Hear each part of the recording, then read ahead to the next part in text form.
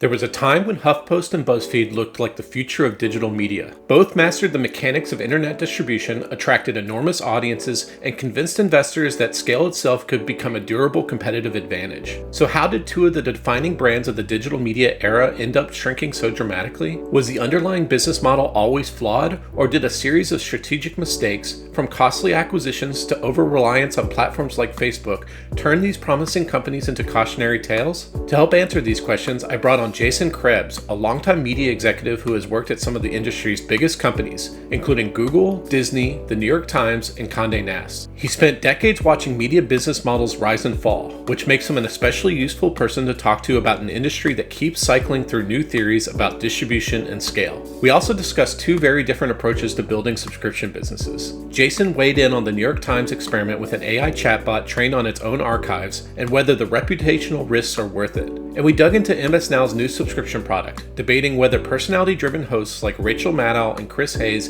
can convert their audiences into paying members. Hello, I'm Simon Owens, and this is The Business of Content, the show about how publishers create, distribute, and monetize their digital content. If you want to listen to an audio version of this show, subscribe to The Business of Content wherever you get your podcasts. And if you're watching this on YouTube, gently tap on that subscribe button so you can watch more interviews with the world's most successful media entrepreneurs. Okay, let's jump into it. Hey Jason, welcome back to the pod. It's a beautiful Wednesday afternoon. Are these officially the dog days, Simon? Are you feeling it? Yeah, I'm really looking forward to fall. Every media creator or media entrepreneur, as I'm sure you know, they summer comes, and especially July and August, they just watch their traffic dip as everybody in Europe and then most people in the U.S. are going on vacation, and personally, my open rates for my newsletter have gone down 2 or 3 points. All the you could actually see it in the analytics as people go on vacation. So excited to start ramping that up, pulling in those monster, viewership numbers. And then I used to kind of dread fall because it meant winter was coming. I just fundamentally hate winter, but then several years back, I started getting into running a little bit more, and then I started doing basically an annual winter, usually a winter half marathon. And it's just in DC, it just gets so unbearably hot and humid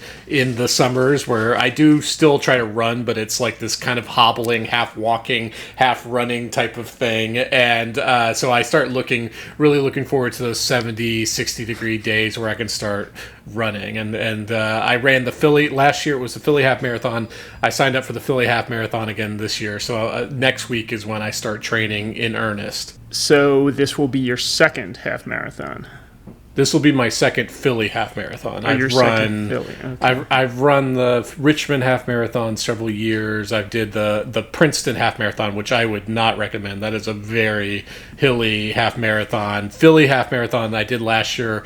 Absolutely loved it. It's a great course. It's beautiful. You're running through, downtown Philly, some of the older parts of Philly, and it's not super hilly. So yeah, just really, really psyched to do that again. Well, my personal motto, which I appreciate for you, anytime a marathon or half marathon is sponsored by Sandwich Meat, you have to join and you have to run. So I applaud the Philly because that's a little drive for you. And you're going to have to spend the night. This is some travel you got to do to make this happen. Oh, yeah. And last year was really stressful because we signed up more last minute and we were at a hotel that was far away. And I didn't know whether I was going to get an Uber. So I actually brought my electric scooter with me on the train all the way to Philly.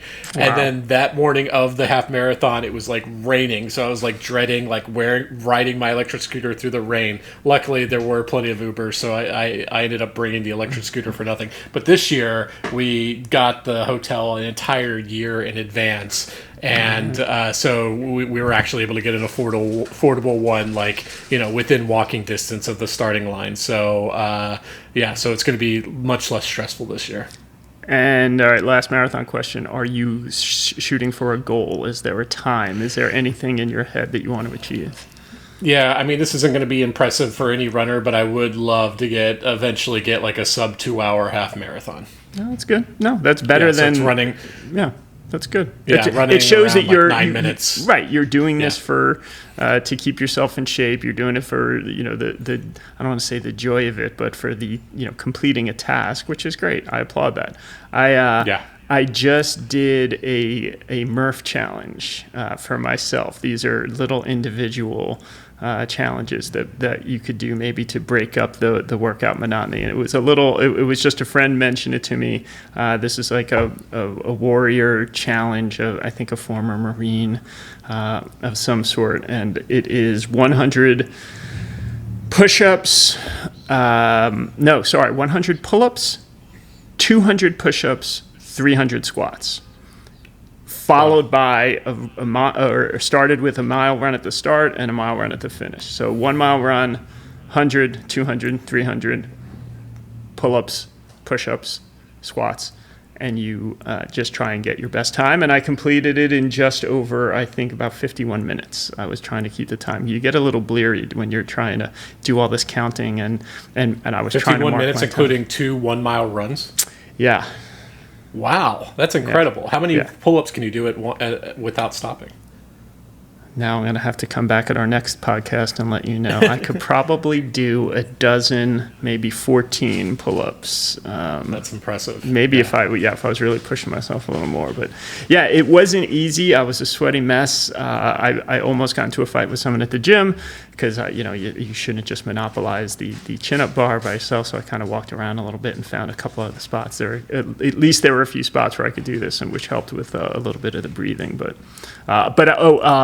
The hardcores of our many listeners will note that you're supposed to, or you could do it with a 20-pound vest, but not everybody does the 20-pound vest. I certainly did not do a 20-pound vest. So, well, I'm impressed regardless. Well, thank you. I look forward to following your marathon training. We'll keep the audience informed as well. Yeah. Half marathon.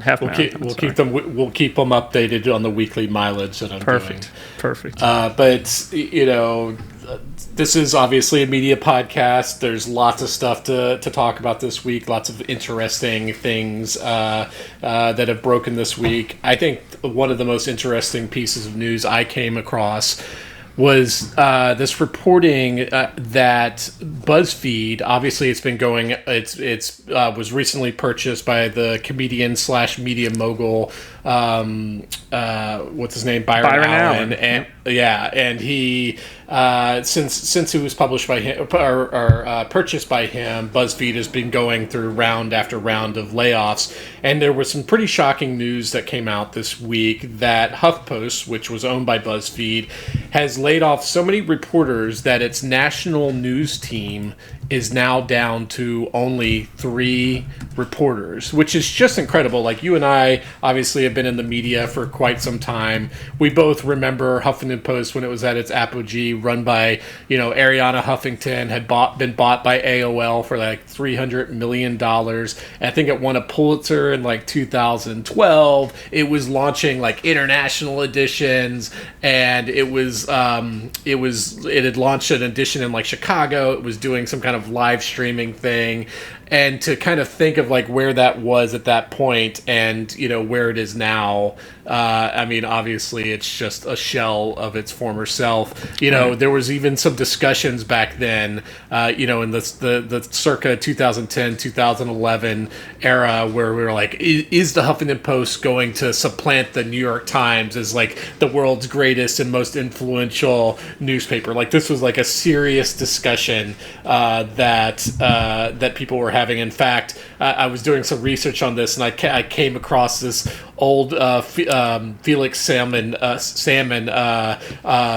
that he wrote for Wired, where he was predicting that the Huffington Post would overtake the New York Times as a business. And this was just around the same time that the New York Times had launched its new paywall, which we now know has been super successful. And he predicts that this paywall is going to be this huge failure. And I just want to read this one paragraph, and then I'm going to throw it over to you. Go Go for it. He writes, he ends it with, rather than learning from or trying to emulate HuffPost's hugely valuable editorial technology, the New York Times is sticking its head in the sand and retreating to a defensive stance of trying to make as much money as possible from its core loyal readers. There's no growth in such a strategy. Indeed, the opposite is true. The New York Times is making it both hard and expensive to become a core loyal reader. Meanwhile, the open web will become ever more accessible and social, with friends pointing friends to news in a site-agnostic manner. The New York Times is distancing itself from that conversation, standing proud and aloof. It's a strategy which is doomed to fail. Talk about a prescient prediction there with how that's gone down. So I guess my question to kind of throw over you is like, I guess, like, what did you make of this news? And, like, what did you think of when you heard that BuzzFeed had bought the Huffington Post several years ago? Did you think that that was a smart strategic move? No, of course not. I don't think anybody thinks that these are strategic moves when these things happen, when these are assets being bought and purchased or bought and sold that nobody sees as being especially relevant. You always assume that there's another game going on. You always assume that there's another aspect of this, whether you would call them, let's not call it realistic legal intent. It's not a shell game, but you certainly say, well, what else don't I know? And of course, you know, layoffs are going to come and consolidation is going to come, and somebody has something up their sleeve. I actually applaud the article that Felix Salmon wrote. I love people taking bets. I think it's great. Yeah. You put it out there, and you know what? Nobody knows anything. This is the old movie mogul quote, right? Nobody knows anything out there. What if the Trump bump never happened for the New York Times? What if and the Washington Post and the Wall Street Journal and these pay models that cropped up, everybody became emboldened in the pay models after Trump's election? Because they all took off. It was a sign of the resistance. It was a sign of standing up. It was a sign of bolstering what, let's face it, liberal or freedom of the press fans felt was going to be the real linchpin of democracy. So, in a sliding doors moment, Felix might have been right. Now, I don't know whether it was BuzzFeed or not. Because don't forget, the New York Times, I'll say we, back in my time there, we had a paywall in the early 2000s. 99, 2000, 2001, we had a paywall for international subscribers. This was not new that we could do this, that we wanted to do this. And it was a fledgling business when they finally turned it on. Why? Because, of course, advertising wasn't the greatest business to be in anymore. And now, of course, everyone else wants to get back into advertising these days. So the pendulum that swings here is never ending. Why Huffington Post and why BuzzFeed, I'll admit, I never got BuzzFeed. The whole listicles era of content creation, the genius of placing how many rubber bands you could put on a watermelon, completely lost on me. It's shocking that BuzzFeed won a Pulitzer. I don't know if that's going to be a speed bump in history. I suspect it will. And not to dismiss that reporting. It was brilliant. It was great stuff. I believe it was about Chinese technology that they were reporting on in the government. But regardless, the opportunity to put these things together right now and what's going to continue happening with them, it's on somebody's whiteboard somewhere, or maybe it's AI game theory of what should happen with these media companies, because it's not, if you don't have a strong brand, I mean, any of these companies, all of these companies, I mean, we could go on and on with a list, whether it was Refinery 29, Vice, Mike, The Messenger, the road is littered with people who are trying to play the game of whether it's Facebook views or Google links, whatever it is, it's traffic generation. Brand and loyalty was secondary. I'm not going to say quality of work, but because there are certainly some people, good journalists, I treasure and I value. They're the real engines of these businesses. If you don't have something to post and something good to post, platforms don't have anything to feed off of. So I applaud the content business, but I just don't know why they think. I don't think anybody knows why they think pulling these businesses together is going to be a good idea. Well, so the reason he picked Huffington Post in general and specifically was because Jonah Peretti was actually the co-founder of Huffington Post. Like he helped he and Andrew Breitbart, or I might be getting my history wrong here, but they like teamed up with Ariana Huffington and gave her kind of like the initial strategy. So I think that was partly a nostalgia play.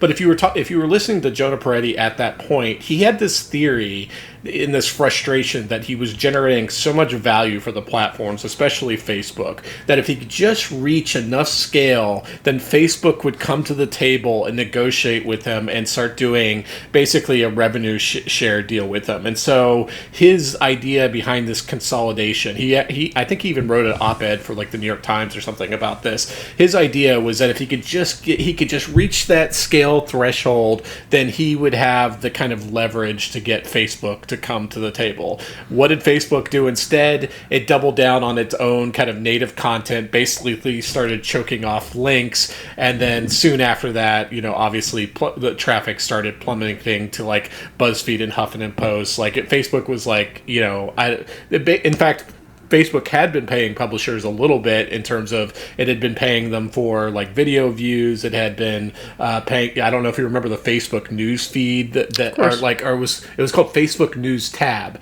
and it was actually paying like the Wall Street Journal and a few others like $3 million a year to be included in that. And he thought that was going to expand and continue. And obviously that was like a terrible misjudgment. One thing I wonder though is what would have happened to BuzzFeed News. Like that was actually like a really well-liked, like you said, it won a Pulitzer. Some of the greatest journalists working today got their start or first became famous. And he had to shutter that down because he took on so much debt to acquire Huffington Post and also Complex Networks. Like, and he received a lot of criticism as like he didn't allow us to experiment. We should have been trying to do things like paid subscriptions and stuff like that. Like, do you think like BuzzFeed News would be still around today if he hadn't wasted all this money on these acquisitions? If you first of all, let's go back. So we'll put a pin in that. You said native content on Facebook, which is a nice way of saying cat videos and recipes. Facebook proves we don't need anybody except people who are willing to put stuff up for free. Could anyone succeed? Let's just even not say BuzzFeed with it. Yes. If anyone wants to spend a lot of money and manage or spend enough money to produce original content and try and show it to an audience, and then you decide you're going to monetize it either through advertising, through events, or through subscriptions, maybe licensed products. You would add that in there as well. Anybody can make a business out of that. It depends on your scale and your ambitions. Anybody could go out. I mean, because we're seeing this right now. Anybody, you've got a good media business and you're charging people for your insights and your expertise. We could name hundreds of people who have interesting and good Substacks where they're charging money for this. Of course, to a different extent, any genre, whether it's sports content, adult content, news content, business content, if you have worthy information, run it like a business, keep your ambitions in check. Yes, you can make a business out of it. So could they have? Yes. Was spending this other money foolish? In hindsight, yes. But I think even in foresight, people were questioning what the heck is going on here. Why are they doing this? But certainly the scale model that he chose was the wrong one. Like you can't scale yourself into a $1 billion media company like just through like advertising and stuff. That's why I said the ambitions. Exactly. It depends on your ambitions, what you think you're going to get out of that. Which is again, that's the part you say it was foolish even then, because if you have more modest ambitions and hire journalists and create content in a certain manner, and again decide it by those four means I said of monetization, you can make a business. And and this is why I think the acquisitions were such a big mistake. Is like BuzzFeed had it when it was at its height. You say you don't understand what it was doing, but like. It had some like YouTube channels, like it had some like homegrown creators that were like turning into like actual franchises, like Tasty, the Try Guys. I don't know how familiar you are with these people, but the Try Guys were the rubber bands, right? Wasn't that the rubber I think band that was thing? like some different BuzzFeed. That was some random BuzzFeed staffers. The Try Guys were like this like super hugely successful YouTube channel where they would go and like try like different foods at different price points and stuff like that. Like it was one of those first like repeatable format shows, on YouTube. But like BuzzFeed just didn't understand how to retain that talent and continue building out those kind of talent forward franchises like the Hot Ones of the world, where it's like this host and stuff like that, because it treated these people like staff members. It didn't treat them like talent. And so when these people tried to negotiate like actual real kind of talent forward contracts, it was like, no, we're going to keep on paying you your salary of $50,000 a year or whatever it is. And then eventually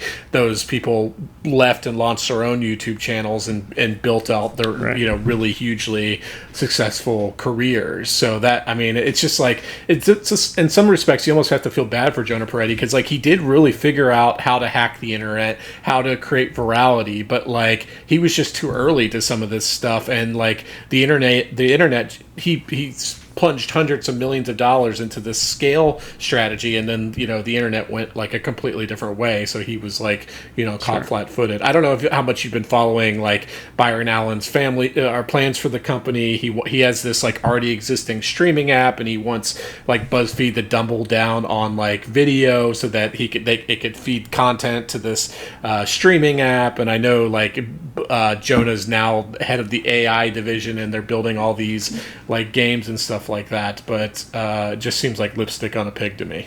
Yeah, again, it's like we see it happening with Bending Spoons, buying semi-distressed assets, or they have a vision of certain websites and businesses that they want to buy. Byron Allen's doing the same thing, owning just the TV portion of the Weather Channel. Why? Have no idea.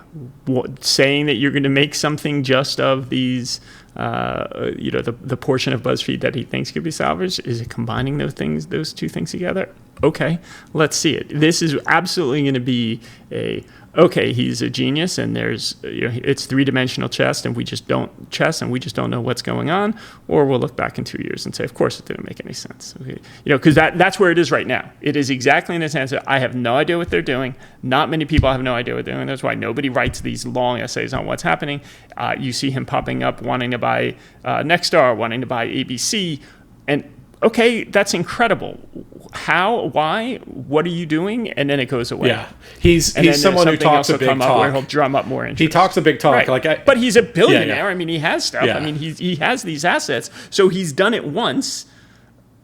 Is it going to happen again, or maybe is it the third time? I don't I remember he was trying to bid, but it doesn't feel. He was trying to bid on like Paramount, and like I don't even think Sherry Redstone like took him seriously, like even like entertained the bid. So he's still kind of treated, I think, as like an outsider among that kind of billionaire media conglomerate class. So I guess we'll see what he does with this BuzzFeed acquisition. Definitely worth watching. So you kind of mentioned like this idea that you can't really scale your way to success, and that you need to double down on like events, subscriptions, memberships, things like that. So this past week, or maybe it was a few weeks ago when we first started hearing about it, but MS Now, which formerly MSNBC, which has been carved out of NBC Universal into this company called Versant. I don't know how to pronounce it correctly. It's this like basically this family of cable channels. So MS Now is launching its own subscription/membership product. It's going to cost like $7.99 a month. And if you become a member, you're going to, one, get access to kind of the linear broadcast, even if you're not a cable subscriber. So you'll be able to watch MS Now programming. But then they're trying to do all this stuff around community and memberships, that you're going to be able to go to these live events with their hosts, that you're going to get access to these live chats and all this extra content. I guess like I want to get your kind of initial read on, like, obviously every media company has a subscription strategy of some sort, or is launching some kind of subscription strategy. Do you think MS Now, especially as kind of like a pundit forward, opinionated news network, like, do you think that they can be successful with a subscription strategy in the same way of like a more standard news company like the New York Times or the New Yorker could? Well, nobody knows that they're not a standard news company from the consumer end. You knew what MSNBC was, and you knew that there was content there, and yes, Rachel Maddow and the Joe and is it Yeah, Pika? Joe Scarborough, You Chris Hayes, those people. Chris Hayes, you've got these media pushers. They're pricing it at a small enough point where I'm not going to say it's an afterthought, but it's a large latte once a month. So it's a play to get a few people to sign on, hundreds, thousands, of course, tens of thousands, and then bundle it up and get ready to sell it to someone else or get ready to merge it with something else. It is absolutely not a standalone. This is going to be some kind of business. It is just a why not? The technology is cheap enough now to build these paywalls and to have this content, and of course you start getting people's email addresses. It all comes down to, are they really going to do it? Is there really something that's not going to be available on their linear or cable, whatever you want to call it, or their websites that you would say, okay, I'm going to pay a little more for this? Because you wonder who the last person is on the subscription game, right? I mean, all these companies coming on and saying that they're launching this, it makes you, in a way, long for the bundle again, the cable bundle that was not broken in by any stretch. But they broke it on purpose because they felt that there was a bigger upside. They, meaning the cable companies and the content companies.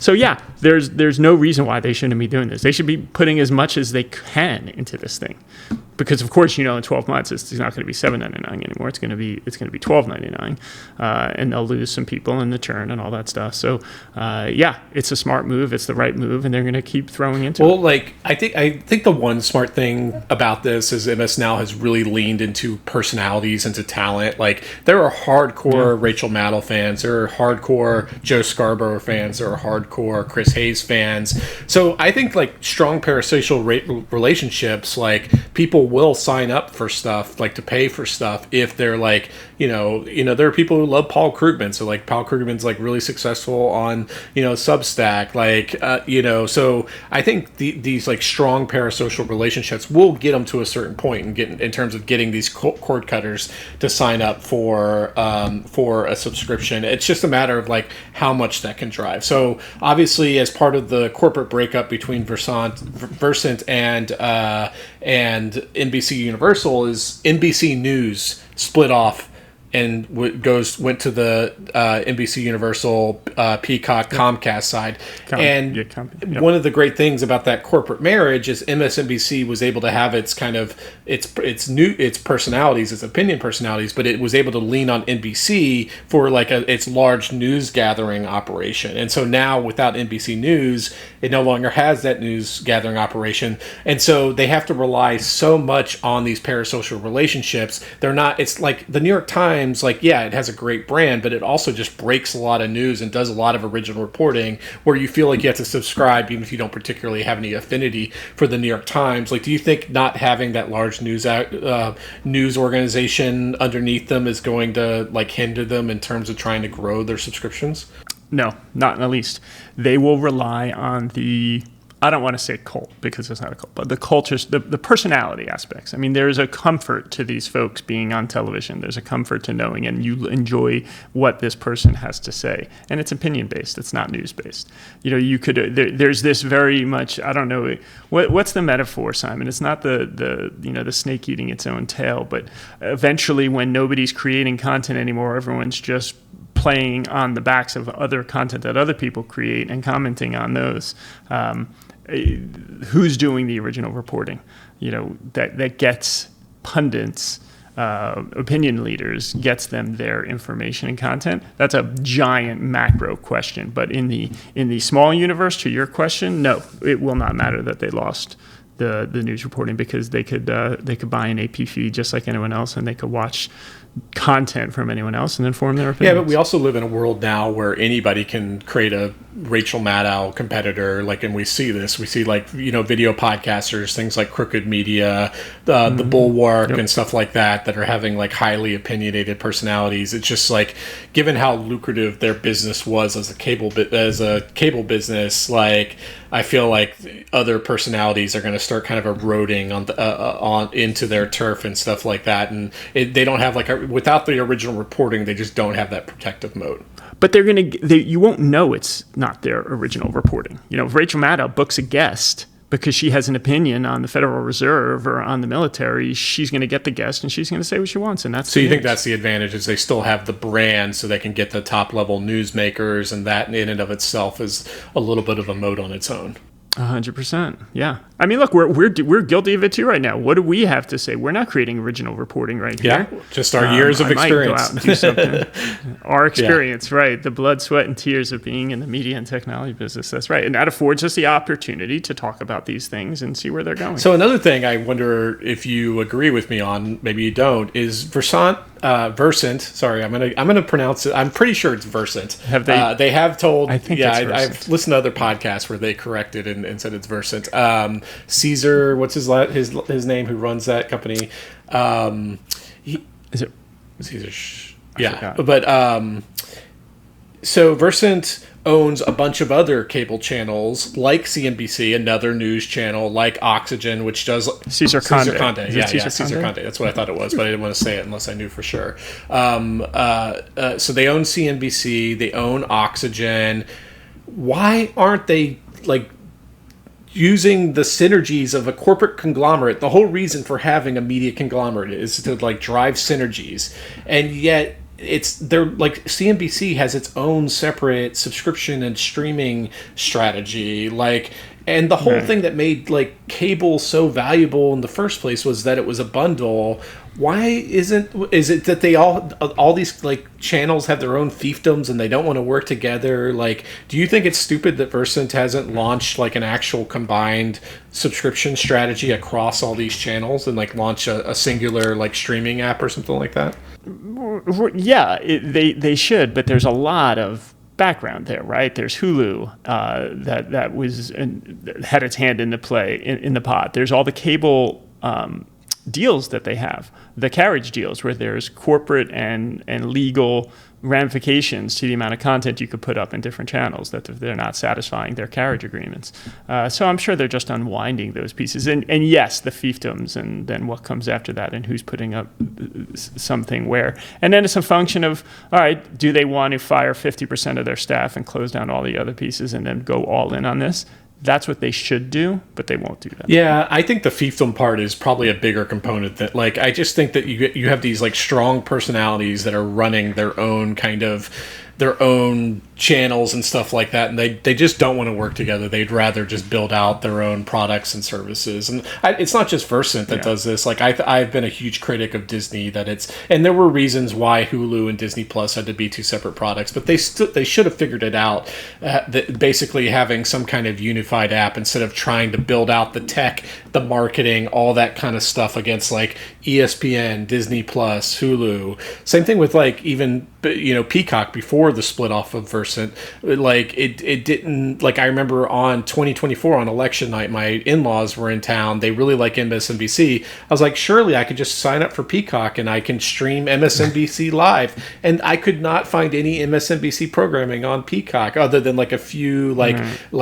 on-demand shows that had already run and stuff like that. I just think a lot of and same thing with Paramount, or not Paramount, HBO or Warner Media, Warner Brothers Discovery, whatever it's called now. It's allowing CNN to launch its own separate streaming app instead of just truly figuring out how to truly incorporate CNN into HBO Max. I just don't understand these kind of bifurcated streaming strategies at all. It's because they're trying to find shoots of growth in little spots. They don't want to spend $1 billion on doing something. They'd rather spend $5 or $10 or $15 million, try to launch something and see in a lot of different areas and then see if they work.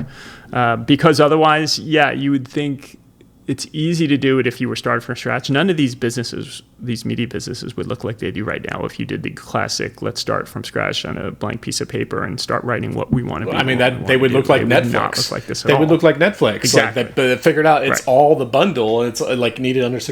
Even the New York Times, if you go to New York Times Games, it's nyt.com/games. Even The Athletic, they moved it off its own separate website and put it at nyt.com/The Athletic because it realizes that it needs a unified brand and subscription strategy where you can actually draw synergies. Like USA Today company, formerly known as Gannett, like it has like USA Today and it has like hundreds of like local newspapers. Why isn't it just putting all those newspapers into USA Today / Richmond or whatever the newspaper is, and then just create like a bundle? Yep. Like think of how they could compete with the New York Times subscription strategy, because you become a subscriber and you get access to your national news, but then you get a whole network of local news. Like it would just like open up so many opportunities, but they all operate their own subscription strategies and everything like that. And I just wish some of these media companies, if they're going to like acquire a bunch of properties and get bigger and bigger, why aren't you thinking like, why isn't there like a chief synergy officer or something like that that's like forcing like these companies to work together basically? What, do you work for McKinsey now, yes. Simon? Yes. Yeah. More media conglomerates need a chief synergy officer. That's my hot take. Right. That's the headline.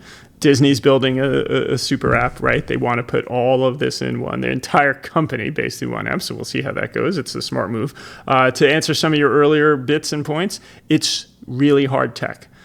To move all these things, these publishing systems, and aligning this, and the usage and the allowances that you're allowed to take with people's login information. Yeah, it's pathetic at this point. How long is the New York Times owned The Athletic and it looks like a completely different website?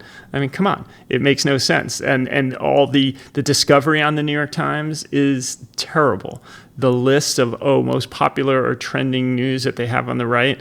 I get more interesting articles, and I love the New York Times. I worked almost 10 years there. I pay for everything that I could from them.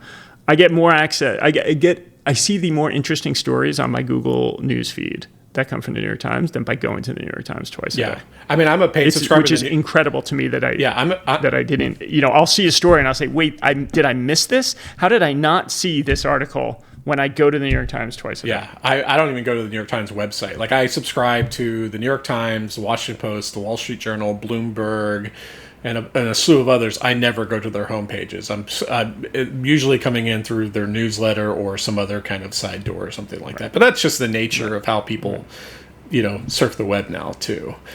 No, their newsletter is different than me getting it through Google News. The newsletter is a right way to get it. That's how they want you to do it. That's good. I can't believe that I get some of the more interesting stories fed to me through a third party, through a Google News feed or somebody posting it on Blue Sky or something like that. Well, it's interesting you mentioned that. So they are trying to get more people on the website and kind of interacting with their content more directly. They're in the process of testing out a new chatbot. Basically, they created an LLM that is trained just on their 100+ years of archives, and you will be, if you're looking for something on the New York Times, or you're looking for information, you can go type questions into this chatbot, and not only will it, display a list of articles you can click through, it'll actually pull from that and generate some kind of answer to whatever your query is. Apparently anonymously to places like Status and Puck, a lot of New York Times journalists have basically, they're feeling anxiety because why are you handing over our content to an LLM that can have hallucinations and stuff like that? And the New York Times isn't the first one to do this. Like Time Magazine, a few others have launched their own kind of LLMs, their own chatbots that are trained on their archives. Do you think this is a smart strategy, given that I think most people are going to Gemini or ChatGPT or Claude? Do you think anybody's actually going to use these chatbots? This is the oldest argument. I don't know if it goes back to pre-digital times, analog times. Buy versus build. Buy versus build. Do you have the technology to build something in-house? Licensing little bits of technology here and there. You put up a building, you don't make your own steel. You have a restaurant, you don't have to raise your own chickens. But you want in this business as much of this to be done in-house as possible. They have had the rug pulled out from them so many times, all of these media companies, everything we've just talked about the previous 30 minutes of companies who offer this, that, and the other thing. We'll give you views, we'll give you platform, we'll give you money, we'll do this. You put all your content up to Facebook, we'll pay you, and then a year later, that deal is gone. All your audience is now on Facebook, not on your own website anymore, so you just lost. In this case, Anything that these companies can do to build something themselves and to keep it themselves and to train their own models, they're going to try and do, versus work with someone else. I mean, look, and at the very nature of it, I mean, I know this shouldn't be a New York Times centric podcast. I mean, they're suing Anthropic, right? Or Chat, OpenAI, right, for illegally using their content to train their models, which has been happening for decades from, that Google's been doing as well. So yeah, they should be doing it themselves. Cranky journalists, another argument that's gone back 100 years, where journalists disagree with things that management is doing at any publication throughout the world. So that's, I put almost no credence in that. That's a healthy tension. You should expect that to happen. But and a healthy amount of skepticism, fine. But they absolutely should be building as much as possible their own products that they could use themselves. And then you start to have a real healthy business where you're it's perpetual and you don't have to pay other people and you have knowledge and then people can't catch up to you. Yeah, I don't know if it was Dylan Byers at Puck or who it was, but they kind of quoted these anonymous staffers. It's like there's going to be people who then go in and try to ask questions to the chatbot and get it to hallucinate, and then they're going to take a screen grab that and post it to social media and be like, look what the New York Times is telling me is true, when it's absolutely false. Obviously this is, all chatbots like hallucinate to a certain extent, but do you think it's a PR risk when a journalism institution is like putting it, is there's no human in the loop, that it's just spitting out these answers? Like, do you think that there's like a reputational risk, there's a PR risk when it's an actual journalism institution that's doing it? Of course there's a reputational risk, but there's risk in everything. You could make the classic business case argument there's greater risk in not doing it and not getting this learning than in dealing with some of the downside. I mean, there's people tend to, everybody gets their hair on fire. All these newspapers around the country and around the world, and every media company has been posting corrections since the dawn of time. We got this wrong. Here's a correction.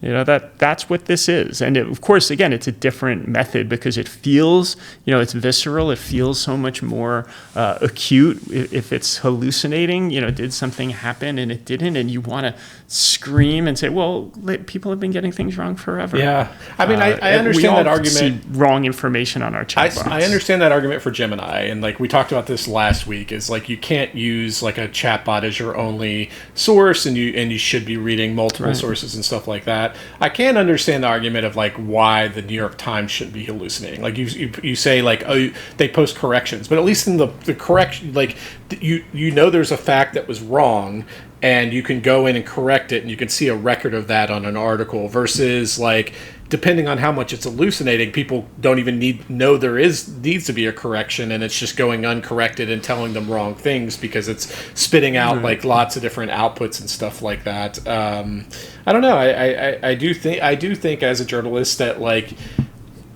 you should be using AI. I am definitely pro AI in terms of like the news gathering process and different ways that you could use it to make your reporting more efficient. I do think that it's better for the New York Times to focus on things where there's a human in the loop for any content that is actually viewable by an audience. Well, we talked about this before. It depends on your ambitions. If you don't want to push these things out there, then sure, don't do it. But I don't think that I don't think you could put a human in all these situations. So you can have somebody there making sure and checking all of these things. You could easily make the argument. I mean, I've made this argument myself even, about the horrible content on YouTube. Someone will, or anywhere else, someone will say, well, all this content has to go up right away, right? People are admitting, we'll catch it later. If our filters don't catch it, there'll be takedown notice and things like that. You could easily say, well, who said? The laws should be rewritten about who's liable for these things. There's no law, there's no inherent right that if I want to post a video about something horrible, that it should go up right away without a human checking it, that it takes a month or a week to put this content up. Who cares? You don't have the right to be, if you don't want it on our platform, put it on your own. In this case, though, they should, if these journalists are scared about it being, fantasizing, creating wrong information, you are, Simon, as a great content creator, you're scared about an article that you wrote about somebody writing in. What did Simon say? Simon's written for the past year about Bloomberg. Did he say that he thinks that they're going to spin off into a separate company? If it says yes and you never said that, okay. You're able to go back and look at that and say, the machine has gone a little crazy. They'll fix it. I don't know. I don't think that these are, again, it's not like a self-driving car turning into a rocket ship that we're creating here or mowing down innocent victims, which is truly tragic. I don't think the information in this case, we have a global problem when it comes to trust in news media. So I'm not discounting that, whether people think that the information they're getting is right. Martin McEwen, he who controls the information rules the world, something to that nature. I take this very seriously. I do. But I don't think you could go forward without having problems like this. That can get fixed. Well, as a user, would you ever use a New York Times chatbot when you can use Gemini, which is trained on the entire corpus of human knowledge? Why limit yourself to the New York Times chatbot? What's the use case for this? Well, because I trust the content and the brand of the New York Times better than I do of the other sources that I don't know where it's coming from. You could easily make an argument that, I care about what they say, whether the paper or record, fine. I would do it for the Wall Street Journal. I would do it for other trusted sources, Bloomberg. I would say, I just want to search their stuff because I think these guys, this group of people, this group of professionals, men and women, are the experts, and I want them. I don't want stuff coming from other places. So if you had the CEO job, you had Meredith's job, you would say, go ahead, build this. 100%. Again, cost notwithstanding, I don't know what the price are, but it's worth it to do it yourself. All right, Jason. Well, I think we reached the end of our allotted half hour. Thanks so much for joining me. Where can people find you online? You could go to Blue Sky. You could go to LinkedIn. You could walk the streets of New York City in these dog days of summer and find me. At some point, we need to talk about Blue Sky and my bone to pick with them on the very, very many flaws of that social network and how it's designed. You've got a lot of bones. I've seen most of them, but we could talk about that. Maybe, heaven forbid, we get a guest on here too who's an expert in such things, and we could talk to them about it from Blue Sky. Yeah, well, I'm looking forward to it. All right, have a great rest of your week. We'll see you next week, man. Be good.